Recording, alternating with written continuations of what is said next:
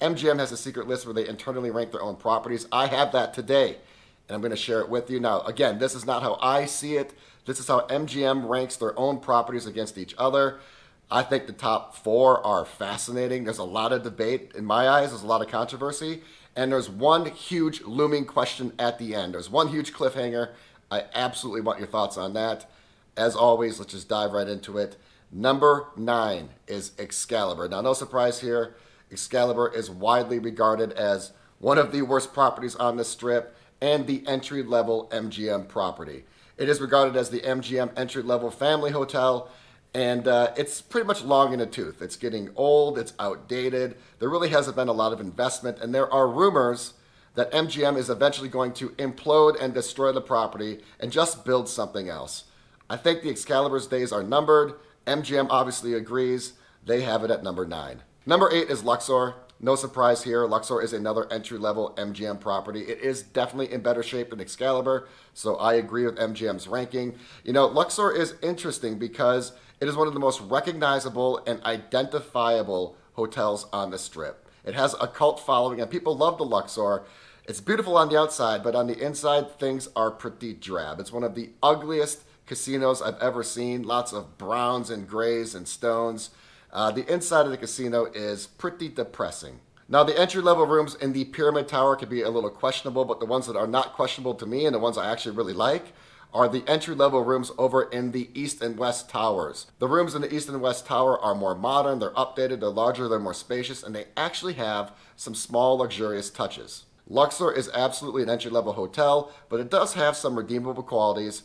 MGM has it at number 8. MGM has New York, New York at number 7. I think that New York, New York is one of the coolest looking hotels on the outside. I find its architecture to be amazing. The non-remodeled rooms at New York, New York are some of the most disappointing rooms in Las Vegas. If you stay there, try to get a remodeled room. But overall, New York, New York does have a fun energy about it. I really got a great vibe from the casino floor. There is a lot of approachable dining. They have a roller coaster there as well, and the location is pretty much in the heart of the MGM ecosystem. It does lack a little bit in luxury, but it is all about casual, approachable fun. MGM has it at number 7. Number 6 is Mirage, and this one is pretty much a moot point because Mirage is going away. MGM recently sold this property to Hard Rock, and it's going to be completely remodeled and changed into an entirely different property. Nonetheless, I think Mirage is a staple of Las Vegas. For the longest time, I considered it to be the best 4-star in all of Las Vegas. You're going to get a decent room in a property that, for the longest time, did have a little bit of a luxury component to it. There's some great steakhouses, some awesome shows, and it is located in a wonderful part of the Strip next to Caesars and close to the North End. For the longest time, the Mirage was one of the most famous and popular hotels in Las Vegas. I'm sad to see it go away. MGM has it at number 6. Number 5 is Park MGM and Nomad. MGM has lumped those together and rated them as one property. Park MGM is the old Monte Carlo. It was remodeled a couple years ago. And the theme of this hotel is supposed to give off a vibe of being like in a European type of park, hence the name Park MGM. Park MGM has one of the best steakhouses in Las Vegas with Bavette's. It has multiple pools, so getting some sun action in the summer is no problem. And it has a pretty underrated location close to City Center and right across the street from T-Mobile Arena. The casino has a really intimate, boutique, European, classy type of feel to it. And it is the only property in Las Vegas that is smoke-free. Last but not least, it has one of the most famous places to eat at in all of Las Vegas. It has an Italian market called Italy. Foods from all over Italy, from espressos to chocolates to pizzas to meats. It is a really cool place to spend a day, especially if you have love for the Italian cuisine. MGM has Park MGM and Nomad in the middle of this list. It comes in at number 5. Number 4 is Mandalay Bay and Delano. Now, these are two separate towers, but again, MGM lumps them together and considers them one property. I actually would have had this hotel ranked one spot higher. I think this hotel is grossly underrated, not just by MGM, but by Las Vegas in general. This hotel is absolutely a luxury hotel. In fact, I think it is closer to 5 stars than it is 4. Mandalay Bay also has one of the best casinos in all of Las Vegas. It is large, it is expansive, but it has wonderful lines of sight and is so easy to navigate. For the money, Mandalay Bay probably has the best entry-level rooms in all of Las Vegas. They are affordable, they are large, and they are luxurious. In a lot of ways, Mandalay Bay is a gem that is hidden in plain sight.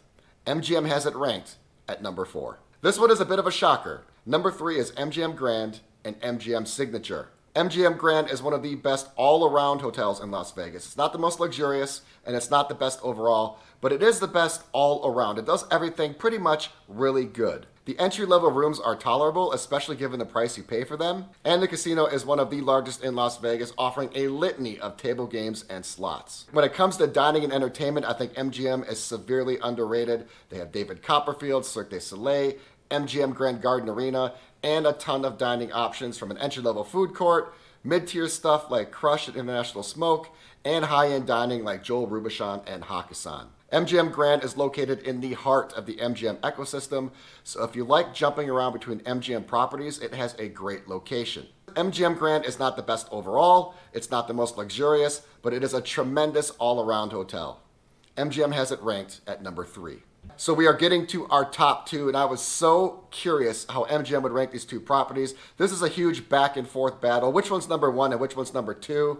MGM has Aria and Vdara at number 2. A lot of people consider this to be the jewel of the MGM portfolio. Many people think that this is the best MGM property, but MGM indeed has it ranked as their second best. Its location is almost perfect. It's right next to the trendy Cosmopolitan, and it's in walking distance of the Bellagio, which is the center of the Las Vegas Strip. When it comes to dining and shopping, Aria's portfolio is arguably the best in Las Vegas. Its dining setup is legendary with Catch, Javier's, Mastro's, Carbone, John George's, and more.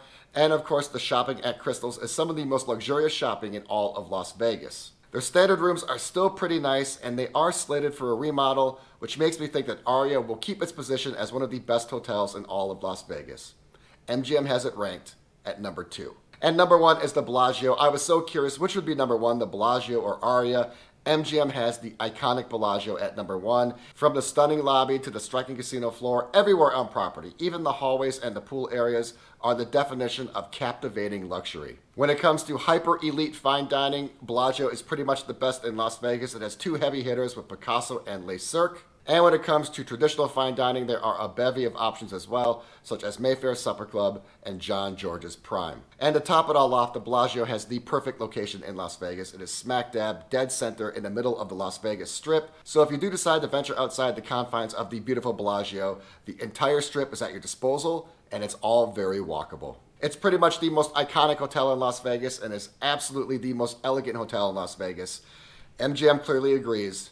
They have it ranked at number 1.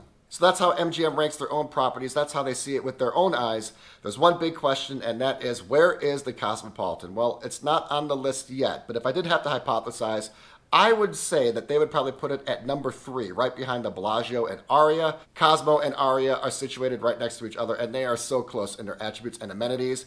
It wouldn't shock me if MGM put Cosmo at number 2, but I do think that they eventually will rank it at number 3.